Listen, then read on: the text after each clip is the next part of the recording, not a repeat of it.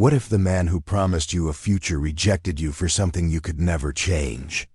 If you've ever been told you're too different or too much, then this story is for you. Follow Ella, a tall woman with a heart full of hope, to the harsh western town of Silver Creek. She bet everything she had on a letter, a promise of a home and love. But when faced with a cruel reality on a lonely train platform, will she crumble? Listen on, because what happens next will warm your heart and prove that sometimes it's the ones who don't fit the mold who end up changing everything. The train screeched to a halt, a shriek of metal in the biting air of Silver Creek, as a plume of white steam hissed into the late afternoon silence. Ella Lenina Morgan stepped down from the last car, a well-worn suitcase in hand. Her tall frame cast a long, lanky shadow across the old platform. At 6 feet, she had always been a striking figure amongst the crowds in Boston, a trait that earned her countless sidelong glances and whispered comments. But she hadn't come to Oregon seeking applause. She came for a new start, a place to belong, and maybe, just maybe, to be loved. The letter tucked safely in her coat pocket had promised all of those things. For 6 months, she and William Prescott, a sawmill owner, had exchanged letters. His penmanship was neat, his tone gentlemanly. He had never asked about her stature. She had never mentioned it. They spoke of practical things, soup recipes, timber shipments, books they had read. It felt honest. It felt safe. Now she smoothed down the forest green wool dress she had sewn herself and took a deep breath as the train's final whistle faded. This was her second chance, but there was no one there to greet her. Silver Creek was a logging town, carved from pine and grit, with muddy streets and crooked signs. A few loggers were lounging outside the saloon, their conversation halting as she walked past. Their eyes widened when they noticed her. One even let out a long, suggestive whistle. A man stepped forward from the general store, tipping his hat. As he approached, he had a solid build, sandy-colored hair, and a trimmed beard, but his height didn't even reach her chin. "Miss Morgan?" he asked, though his tone was already tinged with doubt. "Mr. Prescott," she replied with practiced composure, offering her gloved hand. "It's a pleasure to finally meet you." He took her hand but released it too quickly, his eyes darting from her face down to her boots and back up again. "You didn't mention your stature." She held his gaze. "No, I did not." "You are taller than me." "Yes," she said plainly. "I am." He took a step back. "I require a wife who fits her role." "Her role?" she echoed. "A woman should look up to her husband," he muttered, his voice tight. "Not the other way around." Behind him, someone at the saloon chuckled. Ella stood up even. Straighter. "You wrote that you wanted a partner, someone to build a life with." "I wanted a normal woman," he said, then winced. "I mean, a woman of ordinary size." She didn't flinch, even as her heart felt like it had just cracked. "You want someone small enough to go unnoticed. I will arrange your return passage." He sighed, already starting to back away. "The eastbound train arrives in the morning." "I spent everything I had to get here," she said. "I'm sorry," he mumbled, already turning toward his store. "Truly." And just like that, he was gone. The loggers outside the saloon were still watching. One called out, "Need a hand with that bag, miss? It looks mighty small in those big hands." More laughter followed. Ella didn't answer. She stepped off the platform, her boots sinking into the muddy street. The suitcase felt heavier than it had an hour ago, but she carried it as she always had, without complaint. She walked past the general store, the saloon, the church with its peeling white paint, and journeyed to the edge of town where the pine trees loomed tall and silent. She sat down on a fallen log, her breath turning to mist in the cold air, and let the silence envelop her. Then, from behind her, a voice. "The view from up here isn't so bad, is it?" She turned, startled. A man stood a few yards away, arms crossed, sleeves rolled up. He was taller than her by a few inches, with a thick beard and bright blue eyes. His voice was deep, steady, and unbothered. "I didn't mean to frighten you," he said. "My name is Gabriel Blackwood. I run the Northern Logging Camp. There's a boarding house run by a Mrs. Martha Webb, decent beds, hot meals. I can walk you there if you'd like." She hesitated. "Why would you help me?" "Because no one deserves to be left stranded," he said simply. "And because folks like you, the ones who don't fit the mold, are the ones who end up changing everything." She stared at him, then nodded. "All right, Mr. Blackwood." "Gabriel," he corrected Dot as they walked together toward the lights of Silver Creek. She could feel the townspeople's eyes on her. But with Gabriel by her side, the stares didn't feel as sharp. They didn't cut as deep. Tomorrow she might leave, or she might stay. But tonight she was not alone. And for the first time since stepping off that train, that was enough. The morning sun streamed through the window of the second-floor room at Webb's boarding house, waking Ella from a deep sleep. Her whole body ached from the long journey and the heavy emotions of the day before. She lay still for a moment, collecting her scattered thoughts. She had been left on the platform like a mismatched parcel, but she hadn't broken. Deep inside her, there was still something, call it pride or grit, that refused to shrink. Downstairs, the aroma of coffee and frying bacon lured her from the warmth of the quilt. When she stepped into the kitchen, Mrs. Martha Webb turned from the stove, a kind smile on her face. "Good morning, Miss Morgan. Did you sleep well?" "Better than I expected, ma'am," Ella replied, ducking her head slightly out of long habit as she passed through the doorway. "You don't need to bow your head in here, child," Mrs. Webb said, her eyes twinkling. "My husband was as tall as a pine tree. He had all the doorframes raised when we built this place. Said he was tired of living like a hunchback."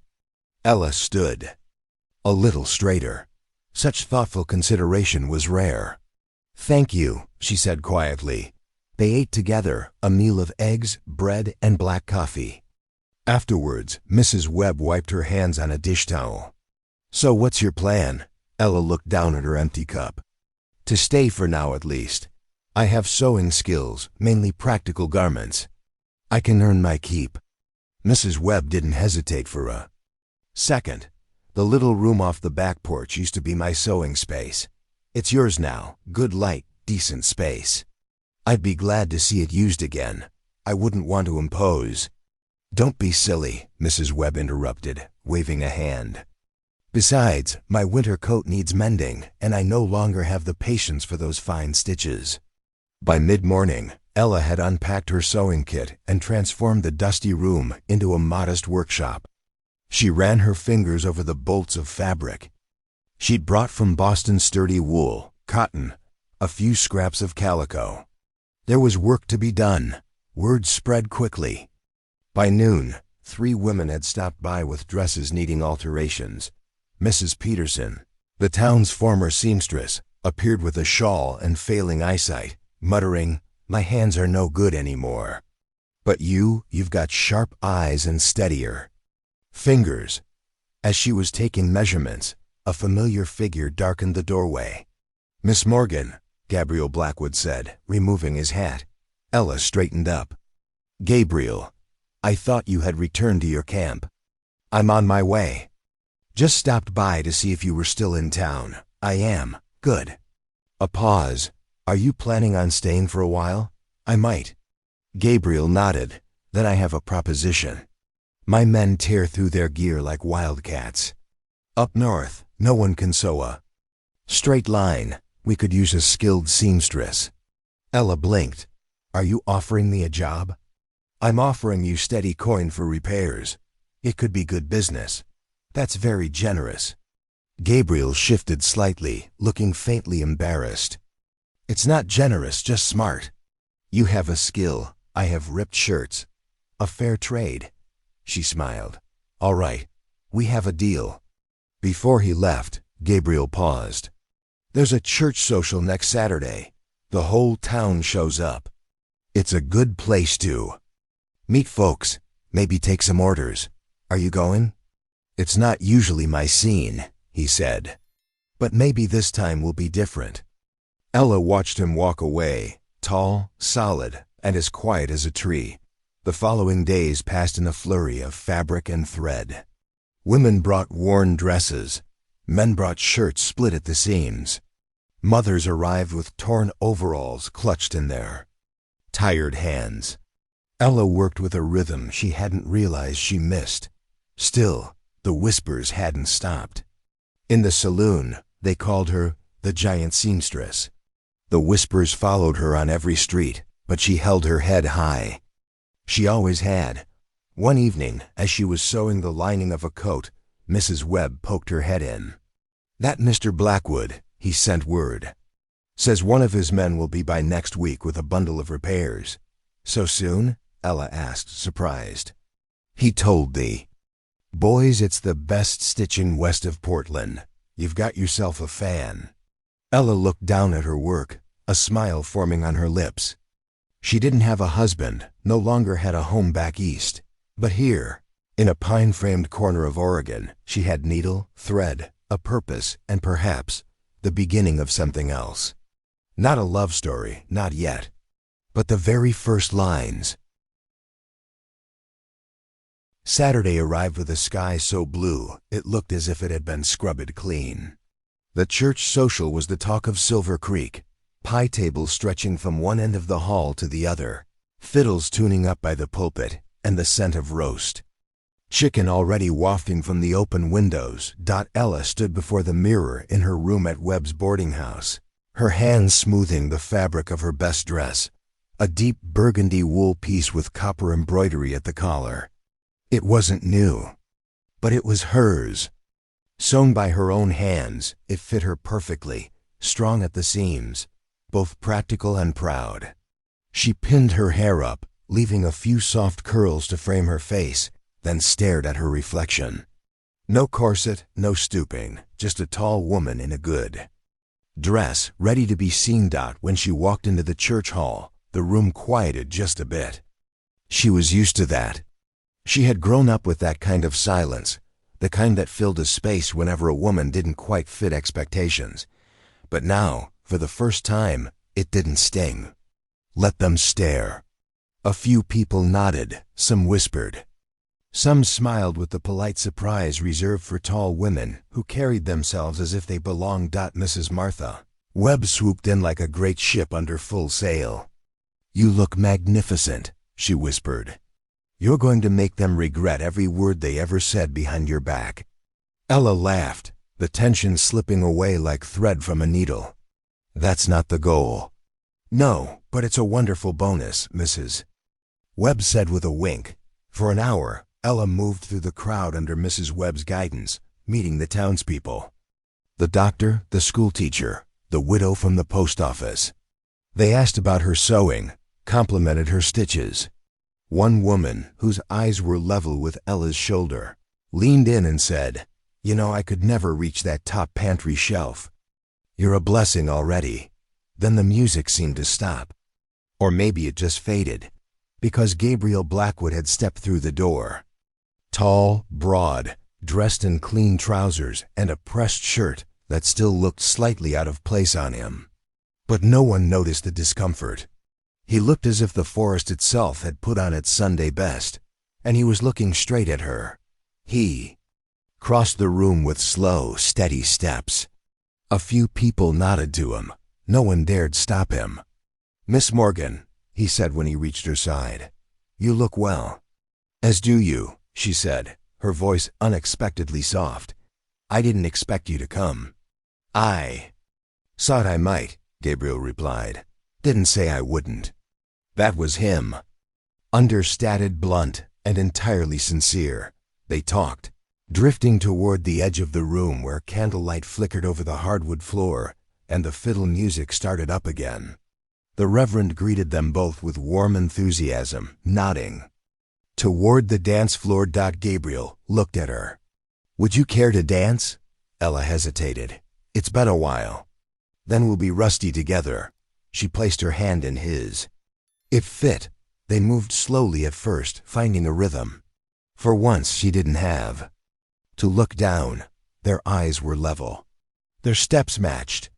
She felt light, not just on her feet, but in her chest, as if someone had loosened a knot she didn't know she'd been carrying. As the music swelled, they turned once, then twice. Gabriel's hand on her back was firm, yet gentle. He didn't guide her as if she were something to be controlled. He moved with her like an equal.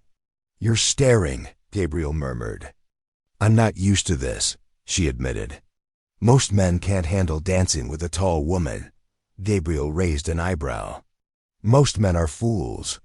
After the reel ended, they stood by the refreshment table, each holding a glass of cider. Ella glanced toward the back pews and froze. William Prescott was standing there watching them, his eyes narrowed, his mouth curled in a look that was half sneer, half smirk. Gabriel followed her gaze. "Ignore him." "I intend to." But William wasn't finished. He crossed the room, a polite smile pinned to his face. "Miss Morgan," he said. "Mr. Blackwood, didn't expect to see either of you tonight." Gabriel stiffened. "We're here like everyone else." "Of course," William said smoothly, though some might say the sight of certain pairs could set tongues wagging. Ella tilted her head. "Let them wag. I've been talked about my entire life." "It doesn't change who I am." William's smile tightened. "Silver Creek has its traditions. Then perhaps it's time those traditions caught up." William's eyes flicked from Gabriel to her and back again. "Well, enjoy the dance floor, Miss Morgan. Though I do wonder, do your feet fit on it? It was a cheap shot." Gabriel took a step forward, but Ella stopped him with a hand on his arm. She looked William dead in the eye. "I would rather have feet too big for the floor than a heart too small for the truth." William flushed. "You're making a mistake." "No, I've just stopped making mine." He turned and left, his boots echoing across the hardwood. Gabriel exhaled. "You handled that better than I would have." She turned back to him. "You give me courage." He smiled, a small but genuine smile. "You already had it. I just helped you remember." The rest of the evening passed in a warm glow.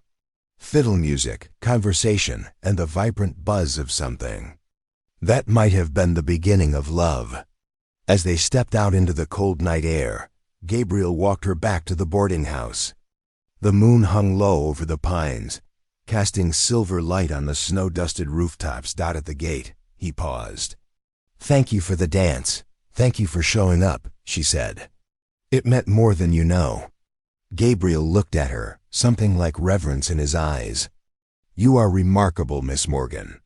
And before she could reply, he tipped his hat and turned toward the road, his tall frame disappearing into the darkness. Inside, Mrs. Webb looked up from her knitting and said, "Well, you've got him thinking about more than just lumber tonight." Ella smiled quietly. She didn't reply. She just touched her collar where his hand had rested and walked upstairs, for once not trying to take up less space in the world, but finally daring to fill it. The days following the church social unfolded like a quiet snowfall, gentle, slow, but leaving an undeniable mark. The air had turned colder, each morning crisp with frost, and Ella found herself falling into a rhythm she hadn't anticipated. By day, she sewed in the back room, her machine humming like a lullaby.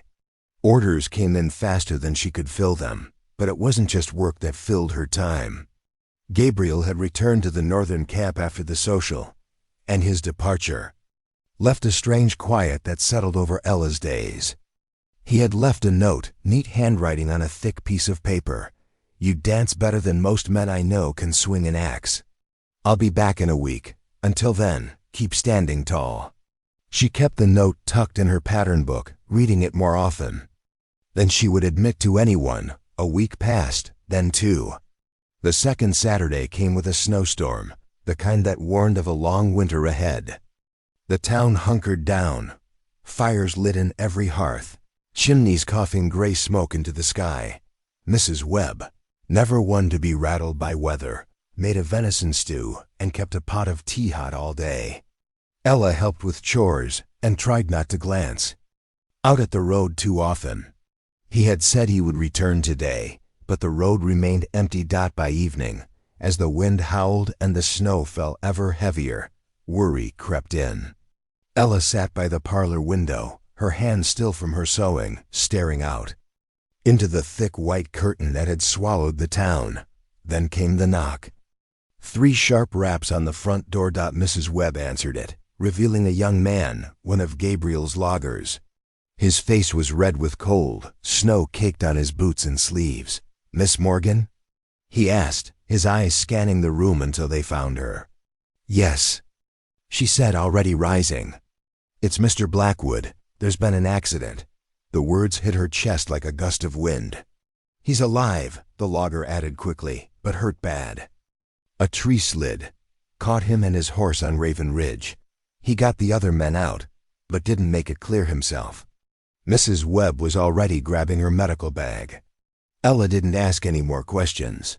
She just pulled on her boots, her coat, her scarf. Her hands shook, but her voice did not. "Where is he?" "Dr. Phillips's house. They didn't dare bring him any farther into town." The snow was knee-deep in places, drifted high against the buildings, clogging the road. But she pushed through it, her heart pounding against her ribs like a battle drum. Inside the doctor's house, the warmth was almost overwhelming. 4 loggers huddled near the fire, their faces pale. The air was thick with the scent of pine, sweat, blood, and antiseptic. "He's been asking for you," Mary Simmons said quietly, appearing at her side. She wore a blood-stained apron, her expression tight but not unkind. "You can go in, but just for a moment." Ella nodded and stepped into the back room. Gabriel lay on a cot barely big enough for him, bandages wrapped tightly around his torso and head. His right leg was splinted and elevated, the wool blanket stained with a patch of blood at the knee. But his eyes were still Gabriel's, fierce, focused, and even now, filled with that impossible steadiness. "You came," he rasped. "Of course I did," she whispered, sitting beside him and taking his hand. "It's not as bad as it looks," he tried to joke, but winced as the words left his mouth. "You're a terrible liar," she murmured, brushing a lock of hair from his forehead. "You should stick to forestry." He chuckled softly, then winced again. "I'll be fine, just hate lying still." "Then you'll have to learn patience," she said. "Fortunately, I'm a very good teacher of it." A long silence passed. The fire crackled in the hearth. Outside, the storm raged. "I thought about you," Gabriel said suddenly. "Every day." Ella's throat tightened. "I thought about you too," she whispered. The door opened gently and Dr. Phillips stepped in. "That's enough for now, Miss Morgan. He needs his rest." Gabriel's fingers clung to hers as she rose. "Come back tomorrow," he asked, his eyes heavy. "I'll come back every day," she said, and she did. Over the next week, Ella arrived each morning, sometimes with fresh bread, sometimes with a book, sometimes with nothing but a quiet presence that Gabriel clung to like breath. He slowly improved. The fever never came. The splint held. The pain began to dull, but Silver Creek loved to gossip. And not everyone wanted to see the tall woman and the scarred foreman find something like happiness. Gabriel was healing, and she would be there every day, standing tall by his side, even when another storm returned. Snow covered every rooftop in Silver Creek like a thick quilt, softening the edges of the buildings but not the tension winding through the town. Everyone knew about the vote, about the land, about Gabriel Blackwood's injury, and increasingly, about Ella Morgan. The whispers had changed. She was no longer just the tall woman Prescott had rejected. Now she was the woman standing beside Blackwood. And depending on whom you asked, that was a sign of courage or of foolishness. Thursday came quickly. Gabriel insisted on attending the council meeting. Injury be damned.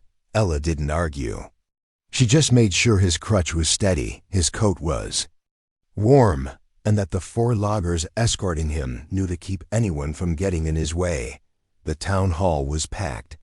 Standing room only. William Prescott stood confidently at the front, flanked by maps and charts. He wore his finest suit. His smile did not reach his eyes. "I welcome you all," he said, "to a vote that will shape Silver Creek's future."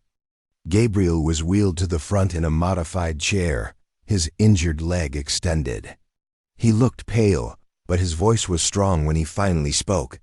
"You all know me," he began. "You've seen me haul timber, pull men from wrecks, fight fires, and bury friends.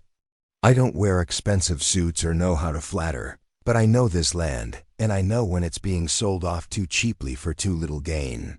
He gestured toward the map of the proposed Northern Railroad route, a line cutting straight through the old-growth forest. "They'll take the trees, flatten the ridge, and when they're done, they will leave. What will be left for us?" Murmurs rippled through the crowd. Several council members exchanged glances, then Ella rose. Every head turned.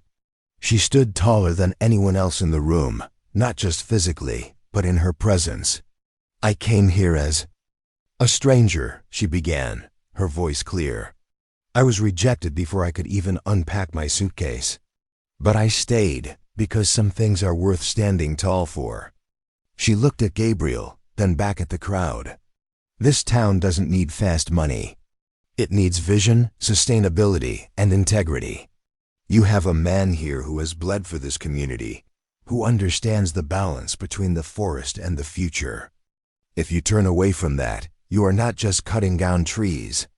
You are cutting down the very thing that holds this place together." Silence followed, then more murmurs, nods, a few cheers. William stepped forward, calm but icy. "Let us not forget," he said, "that the people pushing against this vote are not native to Silver Creek. They do not represent our history." Gabriel sat up straighter. "You're right," he said. "I wasn't born here. I chose to be here, and I stayed. Through 10 winters, 10 summers, 10 years of building something real. Can you say the same, Prescott?" Judge Porter banged his gavel. "Enough, we will vote." The council retreated to a side room for deliberation. The crowd buzzed. Ella's heart pounded. When they returned, Judge Porter cleared his throat. "By a vote of 3-2, the council has decided against the northern expansion. The southern route will proceed." The room erupted, some in protest, but most in relief. Gabriel closed his eyes, breathing deeply. Ella squeezed his shoulder. They had won, but it wasn't just the land that had been defended. It was the truth of their worth. In the following week, the town's attitude shifted, slowly, gently, like frost melting in the spring sun. Women brought Ella fabric and pies. Children waved when she passed. William Prescott had fallen silent, his smug smile finally gone. One afternoon, when Gabriel was able to walk with only a single cane, he and Ella walked to the edge of town, where the pines still stood silent. The sun was setting, painting the sky in shades of orange and purple. "You saved more than just trees that day, you know," Gabriel said quietly. "We saved them," she corrected, smiling. "Together."